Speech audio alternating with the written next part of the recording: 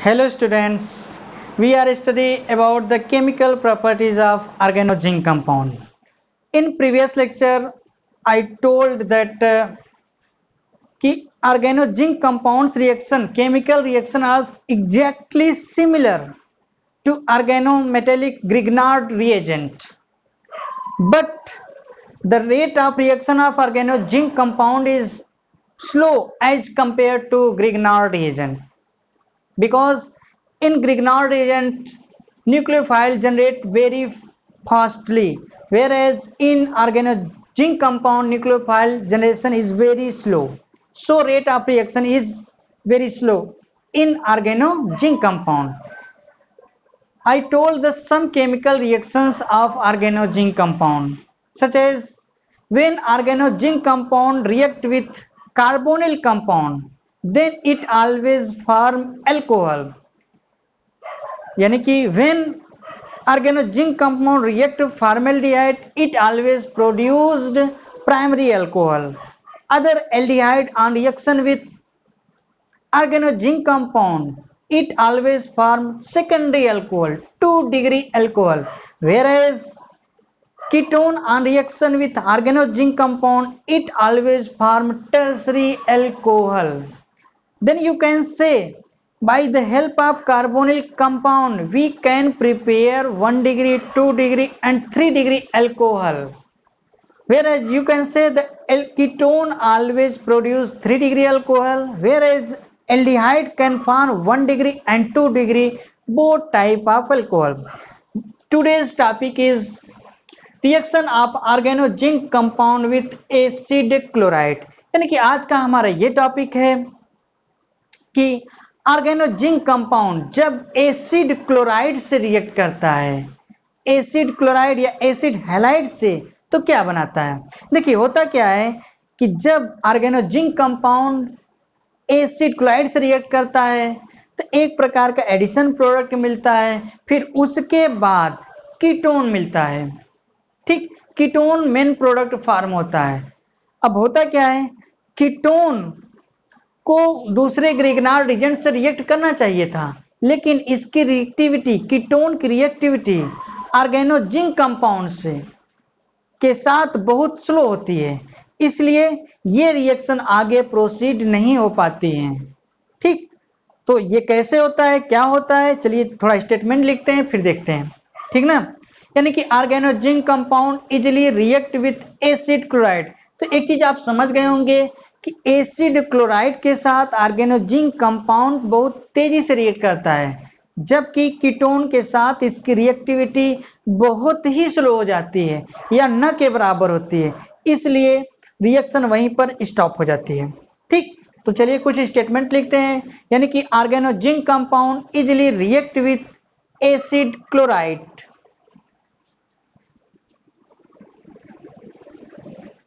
ऑर्गेनोजिंक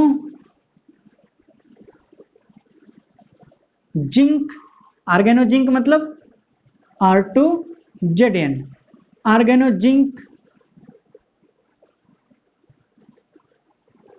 compounds easily react with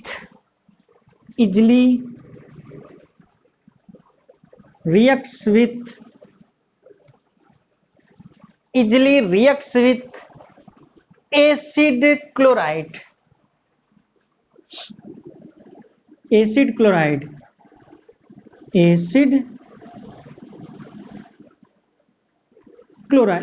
chloride का general representation क्या होता है, RCOCl।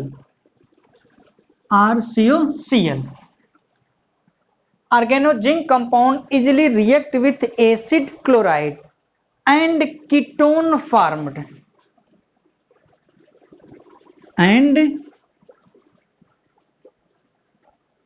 कीटोन्स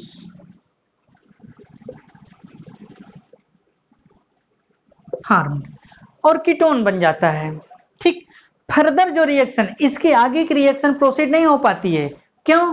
क्योंकि कीटोन की रिएक्टिविटी ऑर्गेनोजिंक के साथ बहुत ही स्लो हो जाती है, या कह सकते हैं कि रिएक्टिविटी खत्म हो जाती है।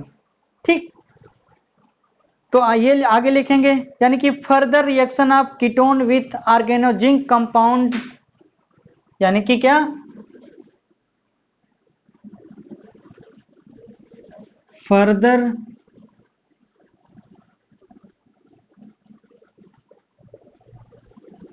रिएक्शन ऑफ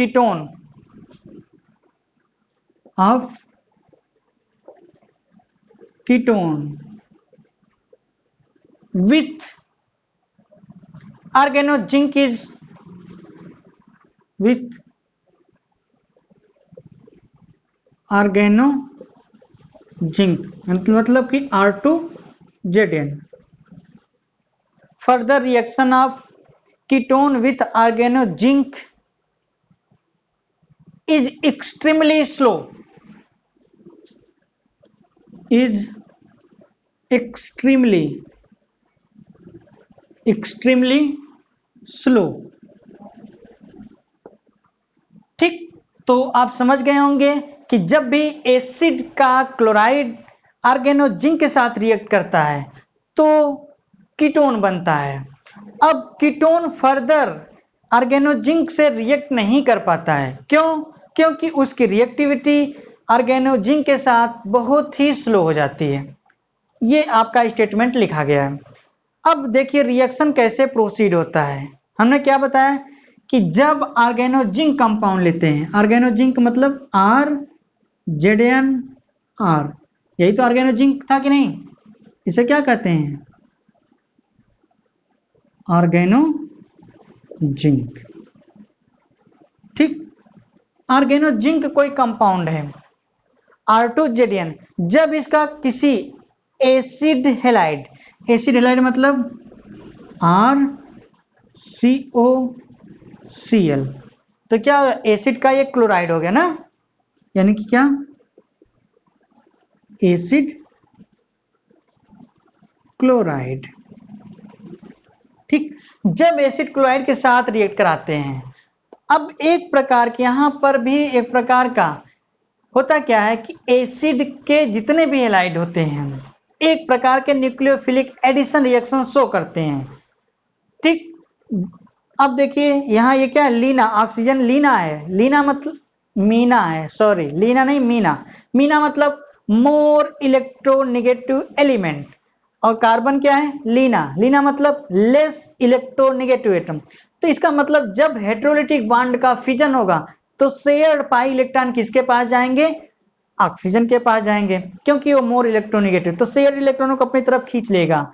तो जब तो उसमें कौन सा चार्ज आएगा, निगेटिव, यानी कि इस ऑक्सीजन पे कौन सा चार्ज आएगा, निगेटिव, और इस कार्बन पे कौन सा चार्ज आएगा, पॉजिटिव। तो चलिए बॉन्डों की ब्रेकिंग कुछ इस तरह होगी, इस पे निगेटिव चार्ज, इस कार्बन पे पॉजिटिव चार्ज। ठीक, तो ये कार्बन क्या होगा, ऐसा सेंटर बन गया जहां पे इलेक्ट्रॉन की डिफिशियंटी होंगी। तो कहने का मतलब इस पे वही स्पीसीज अटैक करेगा जिस पे इलेक्ट्रॉन की एक्सेस होगी, जिस पे इलेक्ट्रॉन ज्यादा होंगे। तो यानी कि अटैकिंग रिएजेंट की बात करते हैं तो या तो इलेक्ट्रोफाइल, या तो न्यूक्लियोफाइल, या तो फ्री रेडिकल्स होते हैं। तो होगा क्या कि इलेक्ट्रॉन की एक्सेस सबसे ज्यादा न्यूक्लियोफाइल में होता है। न्यूक्लियोफाइल का मतलब क्या, ऐसे स्पीसीज जिसपे निगेटिव चार्ज, और निगेटिव चार्ज होने का मतलब क्या, लोन पेयर इलेक्ट्रॉन। तो इसका मतलब कि अगर यहां से तो इस पे वही अटैक करेगा जो न्यूक्लियोफाइल होगा, और इस ऑक्सीजन पे वो अटैक करेगा जो क्या होगा, इलेक्ट्रोफाइल होगा, क्योंकि यहाँ इलेक्ट्रॉन की एक्सेस है और इस कार्बन पे इलेक्ट्रॉन की क्या है, डिफिशियंसी। तो देखो इस ऑर्गेनोजिंक में जिंक और एल्किल ग्रुप का जो बॉन्ड है, ठीक, तो इसमें एल्किल यानी कि यहाँ कोई कार्बन नॉन मेटल होगा, ये जिंक मेटल, तो ओवरऑल थोड़ी सी इलेक्ट्रोनेगेटिविटी कार्बन की जिंक से ज्यादा होगी। तो बॉन्ड के हेटेरोलिटिक फ्यूजन होगा तो एल्किल ग्रुप की तरफ होगा। तो इस पे कौन सा चार्ज है, पार्शली निगेटिव, इस पे कौन सा है, पार्शली पॉजिटिव। तो देखो यहाँ पे जो एल्किल ग्रुप है, न्यूक्लियोफाइल जनरेट हो गया क्योंकि निगेटिव चार्ज वाला। और ये अटैक कहां पर करेगा, ये अटैक उस सेंटर पे करेगा जहां पे इलेक्ट्रॉन की डिफिशियंसी होगी। अब इलेक्ट्रॉन की डिफिशियंसी कहां, इस कार्बन एटम पे है, तो इसका मतलब ये एल्किल ग्रुप कहां पे अटैक करेगा, सीधे आके इस एल्किल पे। ठीक, यानी कि ये इस एल्किल पे अटैक करेगा, तो एक प्रकार का एडिशन प्रोडक्ट मिलेगा, है ना। अब वो एडिशन प्रोडक्ट होगा क्या, और देखिए जो बचा ये पॉजिटिव आर जेडीएन पॉजिटिव, वो कहाँ पे अटैक करेगा, इस नेगेटिव सेंटर ऑक्सीजन पे। तो ओवरऑल ऐड करके देखिए, एक चीज और जानिए, ये एक न्यूक्लियोफिलिक एडिशन है, तो सबसे पहले अटैक कौन करेगा, न्यूक्लियोफाइल। न्यूक्लियोफाइल यहाँ का क्या है, एल्किल पर नेगेटिव चार्ज वाला, ठीक। तो देखिए ऐड सीधे करते हैं क्या, चलिए हम इसको, तो क्या जनरेट हो जाए, आर सी, यहां से ये वाला एल्किल आके जुड़ जाएगा, तो यह क्या हो जाएगा, आर, यहां क्या जुड़ा है, क्लोरीन, और यहां ऑक्सीजन, ऑक्सीजन से क्या जुड़ेगा, ZnR, जिंक और एल्किल, ठीक। ये मॉलिक्यूल क्या होता है, अनस्टेबल होगा, तो अनस्टेबल होगा तो बांडों का रीअरेंजमेंट होगा, तो अपने आप को स्टेबलाइज करने की कोशिश करेगा, तो ये क्या है, अनस्टेबल है, अनस्टेबल, तो अपने आप को स्टेबलाइज करने के लिए क्या करेगा, ऑक्सीजन जिंक का जो बांड है कार्बन और ऑक्सीजन के बीच में आ जाएगा, और यहां से क्लोरीन रिलीज हो जाएगा। अब ये क्लोरीन रिलीज क्यों हो जाता है, क्योंकि आप जानते हैं कार्बन मैक्सिमम 4 बांड बना सकता है, जब ये बांड शिफ्ट होकर इसके बीच आ जाएगा तो डबल बांड हो जाएगा, तो 2 बांड 3 और 4 5 बांड हो जाते हैं, इसलिए क्लोराइड रिमूव हो जाएगा, तो ओवरऑल शिफ्टिंग कुछ ऐसे होगी, ठीक। जब ये शिफ्टिंग होगा तो एक स्टेबल प्रोडक्ट बनेगा, और वो प्रोडक्ट आप देख रहे हैं कीटोन बन रहा है, RCRO। तो बाई प्रोडक्ट में क्या रिलीज होगा, बाई प्रोडक्ट में क्या रिलीज होगा, Zn, इससे जुड़ा एल्किल ग्रुप और ये क्लोराइड आके, ठीक, Cl, ये बाई प्रोडक्ट रिलीज हो जाएगा, समझ आ रहा है ना, और एक प्रकार का कीटोन बनता है। चलिए हम एल्किल ग्रुप थोड़ा डिफ्रेंशिएट कर देते हैं, जब एल्किल ग्रुप डिफ्रेंशिएट कर देंगे तो ये कुछ हो जाएगा ना, R- मतलब वो एल्किल ग्रुप है जो एसिड के क्लोराइड से है, तो बचेगा क्या, RC, R कार्बन से जुड़ा और इससे R- पहले से लगा था।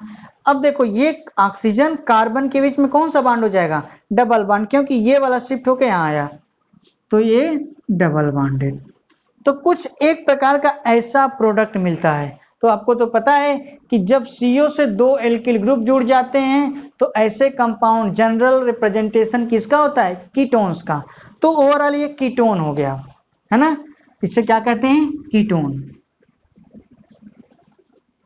कीटोन, ठीक, कीटोन।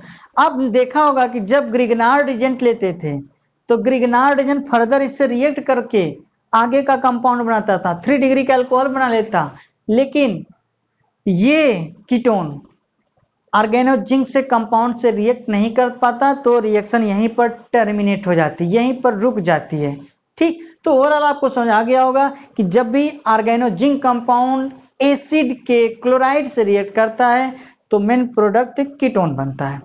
अब देखो बात आती है कीटोन, कितने कार्बन का कीटोन बनेगा, जितने कार्बन का, एक चीज जान जाइए कि जितने कार्बन का आप एसिड का हैलाइड और वहां से एक एल्किल ग्रुप जिंक से आता है, जितने कार्बन कीटोन बनाना आता है उसी के करेस्पॉन्डिंग यहाँ एल्किल ग्रुप और एसिड के हैलाइड लेंगे, उसका करेस्पॉन्डिंग कीटोन को जनरेट कर सकते हैं या बना सकते हैं, ठीक। तो ये मेथड क्या था, reaction of organozinc compound with acid के क्लोराइड का, समझ में आया। चलिए अब हम अगली रिएक्शन पढ़ेंगे,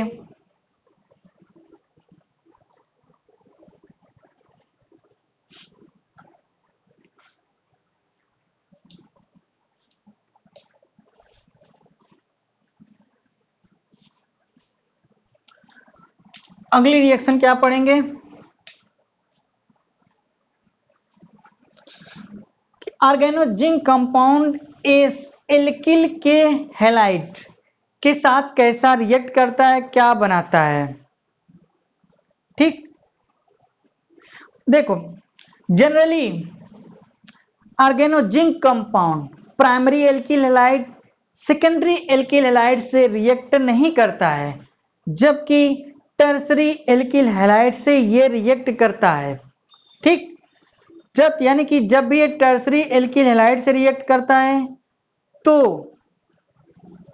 क्या बनाता है, एक प्रकार का हाइड्रोकार्बन बनाता है, हाइड्रोकार्बन बनाता है। तो यहां नोट करने वाली ये बात है कि primary alkyl halide secondary alkyl halide से ऑर्गेनोजिंक कंपाउंड रिएक्ट नहीं करता है, टर्सरी एल्किल हैलाइड से एक रिएक्ट करता है, और जब टर्सरी एल्किल हैलाइड से रिएक्ट करता है ऑर्गेनोजिंक कंपाउंड तो बनता है क्या, हाइड्रोकार्बन, एल्केन बनता है। ठीक, सैचुरेटेड हाइड्रोकार्बन या एल्केन बनता है। बात समझ आ गई होगी आपको। ठीक, यानी कि तीसरा reaction from reaction with alkyl halide.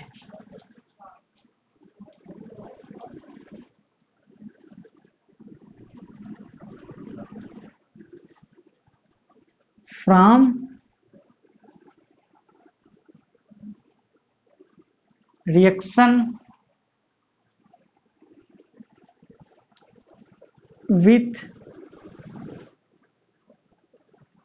Alkyl halide, alkyl halide मतलब एल्किल ग्रुप से हैलोजन जुड़ा होगा, उससे रिएक्शन आपको देखना है ना। तो पहले कुछ स्टेटमेंट लिख लीजिए और फिर हम आगे लिखते हैं। ठीक, चलिए लिखते हैं।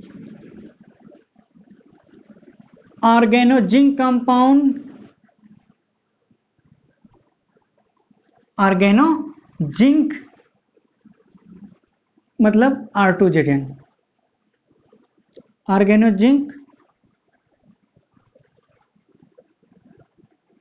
compounds do not react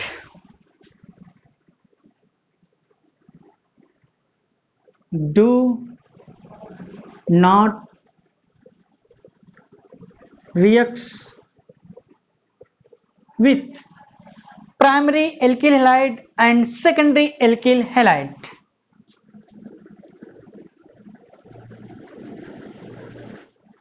primary alkyl halide, primary alkyl halide. देखो प्राइमरी एल्किल हैलाइड क्या होता है, 1 डिग्री का जब हाइड्रोजन प्राइमरी कार्बन से जुड़ा होगा तो उसे कहेंगे प्राइमरी एल्किल है, जैसे RCl। ठीक, do not react with primary alkyl halide and secondary alkyl halide and secondary alkyl halide.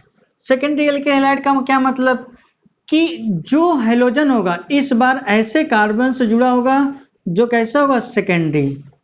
तो ये क्या होगा, सेकेंडरी एल्किल हैलाइड हो गया, है ना, सेकेंडरी एल्किल। जैसे यहां पर चलो जनरल X मान लेते हैं।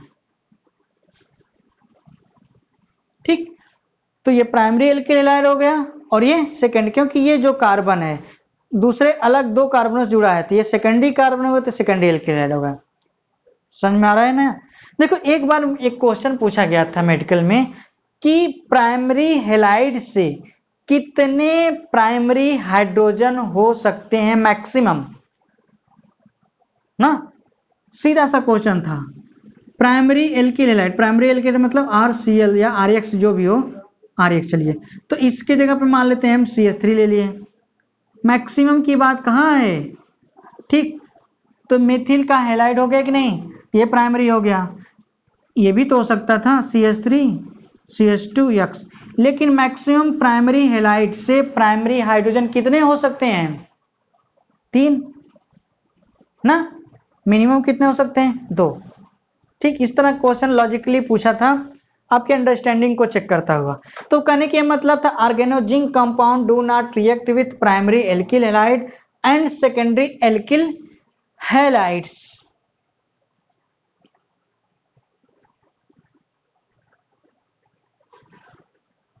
ठीक,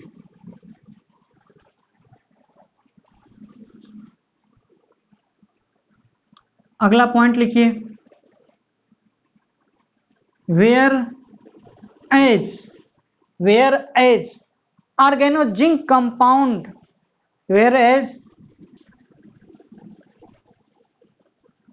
ऑर्गेनोजिंक zinc compound,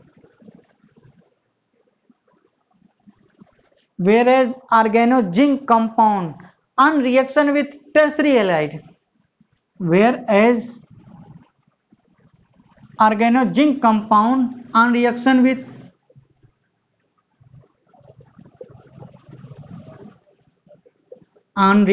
with tertiary alkyl halide,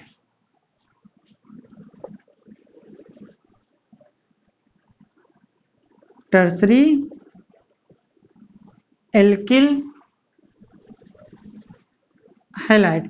tertiary alkyl halide मतलब कि यहाँ इस बार ऐसा हेलोजन होगा जो 3 डिग्री कार्बन से जुड़ा होगा।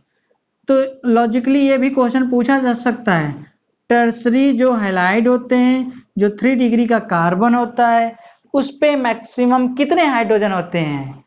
कोई हाइड्रोजन नहीं, क्योंकि 3 वैलेंसी 3 अलग अलग एल्किल ग्रुप सेटिस्फाइड हो जाती है 1 वैलेंसी हाइड्रोजन से। तो टर्सरी तो कहने के मतलब सीधा सीधा आप जान जाइए, प्राइमरी जो कार्बन होता है उससे मैक्सिमम प्राइमरी 3 हाइड्रोजन हो सकते हैं 1 डिग्री के कार्बन। जो 2 डिग्री का कार्बन होता है मैक्सिमम 2 हाइड्रोजन होते हैं। जो टर्सरी का 3 डिग्री कार्बन होता है उस पे मैक्सिमम 1 हाइड्रोजन हो सकता है, क्वार्टनरी पे कोई हाइड्रोजन नहीं होता। तो देखो यहाँ जो हैलाइड की बात कहें तो 1 वैलेंसी हैलोजन सेटिस्फाइड हो गई, 3 वैलेंसी का एल्किल ग्रुप्स दूसरे। तो कहने का मतलब ये था, इस रिएक्शन के पॉइंट ऑफ व्यू से देखें तो primary alkyl halide secondary alkyl halide से ऑर्गेनोजिंक कंपाउंड रिएक्ट नहीं करता है, टर्सरी एल्किल हैलाइड से रिएक्ट करता है। तो इसीलिए whereas organozinc compound on reaction with tertiary alkyl halides, tertiary alkyl halides hydrocarbon form, hydrocarbon formed. ठीक, हाइड्रोकार्बन बनते हैं, समझ आ रहा है ना? तो कहने का मतलब यह था कि जब भी ऑर्गेनोजिंक कंपाउंड होता है, organozinc compound 1 degree alkyl halide 2 degree से रिएक्ट नहीं करते हैं, 3 डिग्री से रिएक्ट करके कोई एक हाइड्रोकार्बन बनाते हैं। अब वो बात आती है, क्यों ऑर्गेनोजिंक कंपाउंड 1 डिग्री 2 डिग्री से रिएक्ट नहीं करते हैं, बात यहां आती है। तो देखिए आपने पढ़ा होगा कि 1 डिग्री का एनायन 2 डिग्री का एनायन मतलब कार्बन कैटायन, कार्बोकैटायन या कार्बोनियम आयन। अगर स्टेबिलिटी पूछें 3 डिग्री का carbocation most stable most reactive, फिर 2 डिग्री का, फिर 1 डिग्री का, क्योंकि रिएक्टिविटी 3 डिग्री की ज्यादा होती है। ओवरऑल ऑर्गेनोजिंक कंपाउंड भी रिएक्टिविटी थोड़ा स्लो करता है, इसलिए 3 डिग्री के साथ ही ये रिएक्ट कर पाता है, जबकि 2 डिग्री और 1 डिग्री एल्किल हैलाइडों के साथ ऑर्गेनोजिंक कंपाउंड रिएक्ट नहीं करता है। ठीक, चलिए हम कुछ एग्जाम्पल देखते हैं कि कैसे क्या कुछ बनाता था वो, है ना? जैसे एग्जाम्पल अगर कहें, एग्जाम्पल लेते हैं, अगर कोई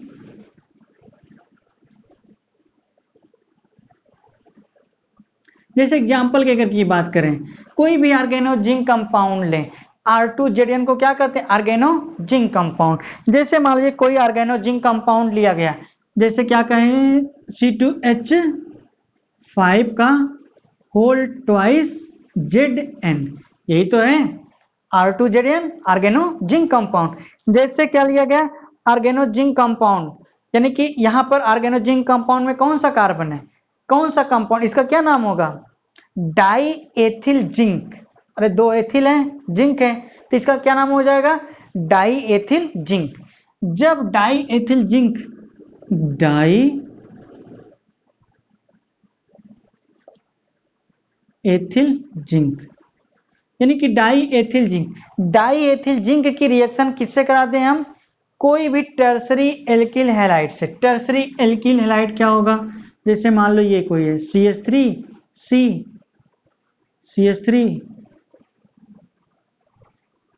ठीक, ये टर्सरी एल्किल हैलाइड है क्योंकि जो जिस कार्बन से हैलोजन जुड़ा है वो 3 डिग्री का है, क्योंकि 3 अलग अलग कार्बनों से जुड़ा है। ठीक, तो इसका नाम अगर हम पूछें तो इसका क्या नाम होगा?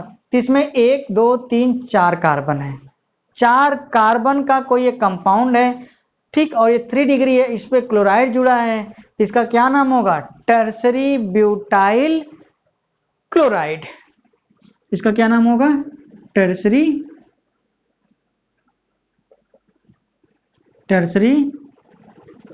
ब्यूटाइल क्लोराइड, ठीक। यानी कि जब डाईएथिल जिंक का टर्सरी ब्यूटाइल के साथ रिएक्ट करें, और ये 3 डिग्री के एल्किल हैलाइड ना, 3 डिग्री एल्किल हैलाइड है।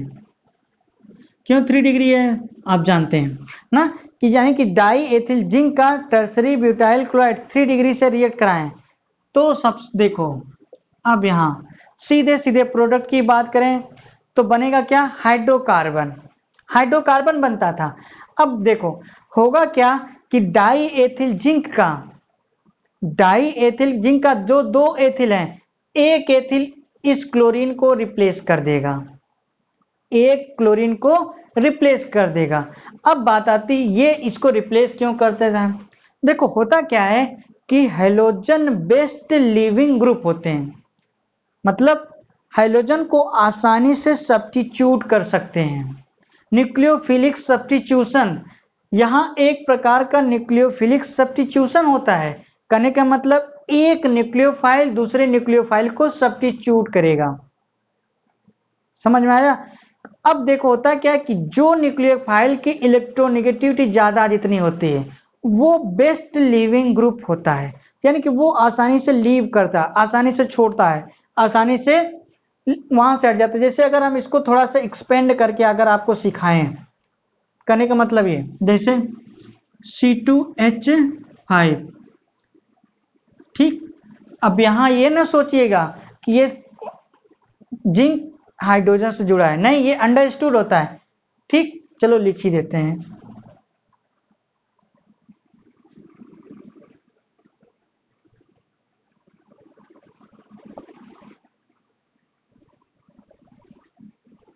ठीक, देखो 2 एथिल हैं। अब होगा क्या फिर बांडों की ब्रेकिंग की बात करें, देखो इसमें मोस्ट इलेक्ट्रोनेगेटिव ये, तो हेटेरोलिटिक फ्यूजन में ये आएगा, तो इस पे कौन सा चार्ज है? निगेटिव, इस पे कौन सा? Positively charge. ठीक उसी तरह से इस पर भी बांडों की ब्रेकिंग होगी, तो इस पे कौन सा? निगेटिव चार्ज आ जाएगा, है ना।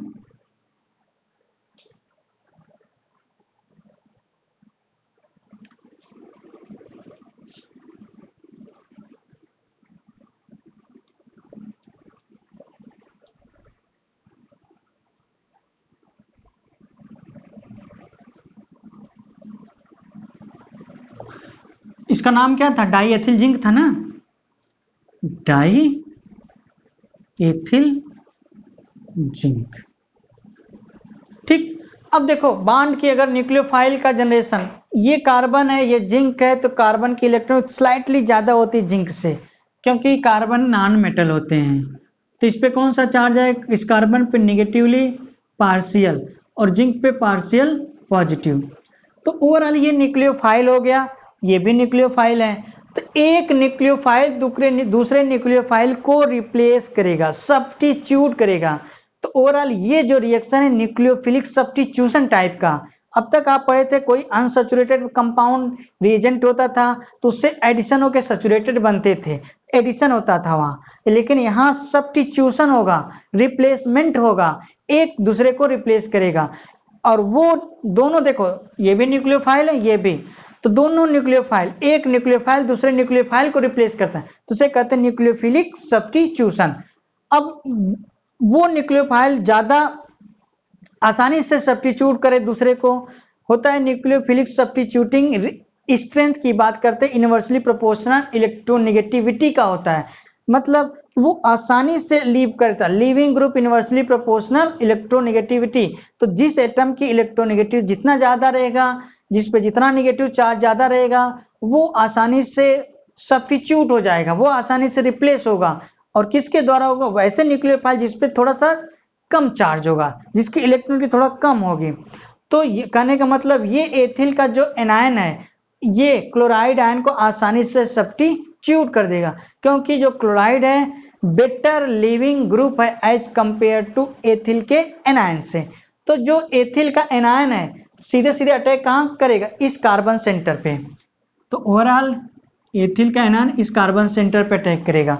अब ये जिंक है, जिंक सब्स्टिट्यूट होकर सीधा जाके यहां जुड़ेगा, तो क्या बन जाएगा, एक बाई प्रोडक्ट रिलीज होगा, उस वो क्या होगा C2H5, ये वाला C2H5, उससे क्या जुड़ा है Zn, और उसी से आके क्या जुड़ जाएगा क्लोराइड।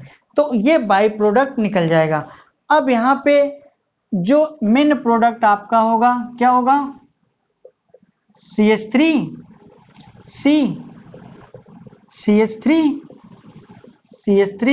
और ये C2H5 आके इस कार्बन से जुड़ जाएगा, तो क्या हो जाएगा C2H5। तो ओवरऑल ये जो कंपाउंड बना हाइड्रोकार्बन है और सैचुरेटेड है। ठीक, तो देखो इससे एक चीज जान जाइए, सैचुरेटेड भी बना सकते थे और अनसैचुरेटेड। अगर एल्किल का हैलाइड सैचुरेटेड कार्बन का लेंगे, सैचुरेटेड हाइड्रोकार्बन बनेगा। जैसे यहां अगर कोई अनसैचुरेशन होता तो इसमें बनता, अगर सैचुरेटेड लेंगे तो सैचुरेटेड, अगर अनसैचुरेटेड एल्किल हैलाइड लेंगे तो अनसैचुरेटेड बनेगा। और जितने डिजायर्ड प्रोडक्ट, जितने कार्बन का बनाना हो उतने कार्बन का एल्किल का हैलाइड और यहां से जिंक के हैलाइड से ऑर्गेनो जिंक कंपाउंड के एल्किल ग्रुप से लेके बना सकते हैं। तो यहां से क्या जुड़ गया C2H5, तो ये कोई एक कंपाउंड बन जाएगा। अगर इसके नाम की बात करें तो इसका क्या नाम होगा, तो 4 कार्बन रूट वर्ड होगी कि नहीं, 2 कार्बन यहां 3 4 मैक्सिमम। ठीक, फिर वही process, selection of parent chain, numbering of parent chain, naming की बात करें तो नेमिंग में सबसे पहले prefix, root word, suffix, primary suffix और सेकेंडरी सफिक्स।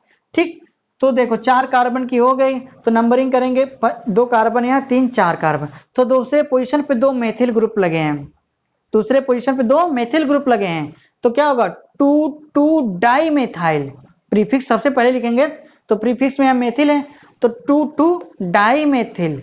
अब 4 कार्बन की रूट वर्ड है तो ब्यूट, सब सिंगल बॉन्डेड है तो एन, ब्यूटेन हो जाए, तो क्या नाम हो जाएगा 2 डाई मेथिल ब्यूटेन। तो ओवरऑल ये कंपाउंड बन जाएगा।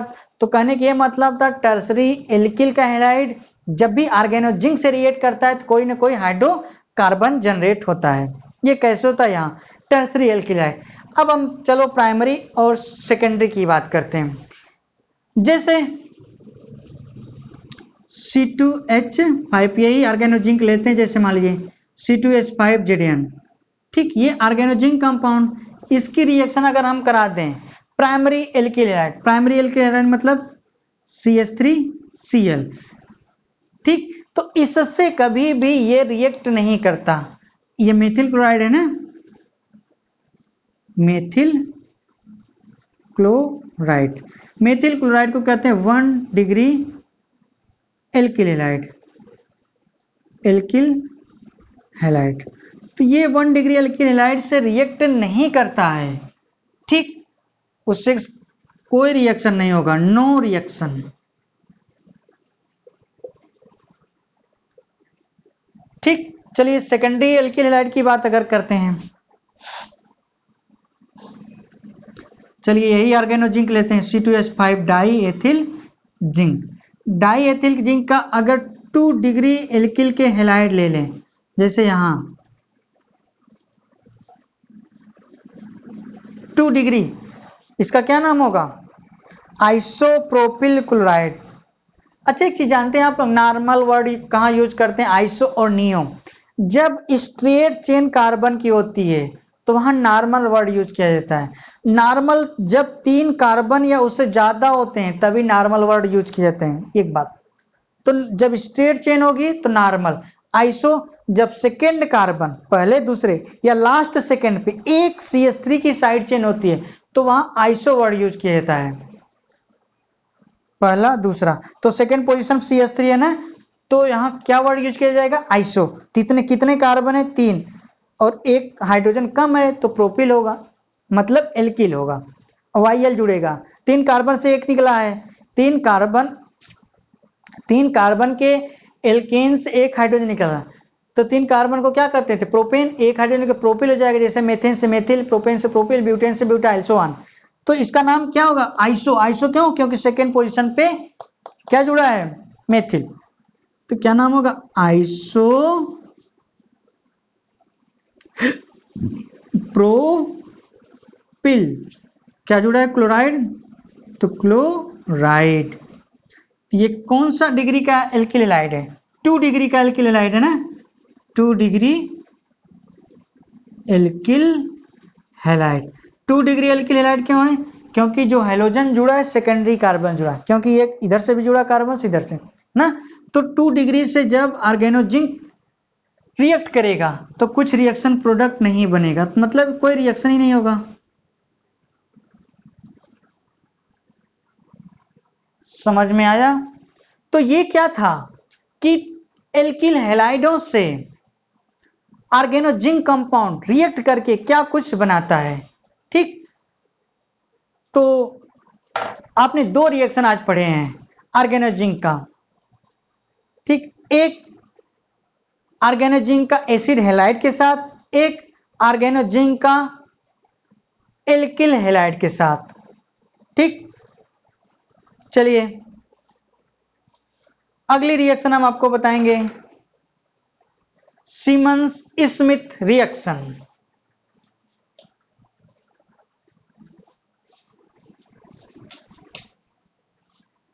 यह रिएक्शन जो आपको बताया जा रहा है अब बहुत ही इंपॉर्टेंट रिएक्शंस है।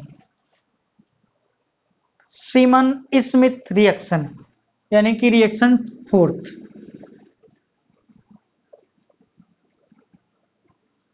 Semen Smith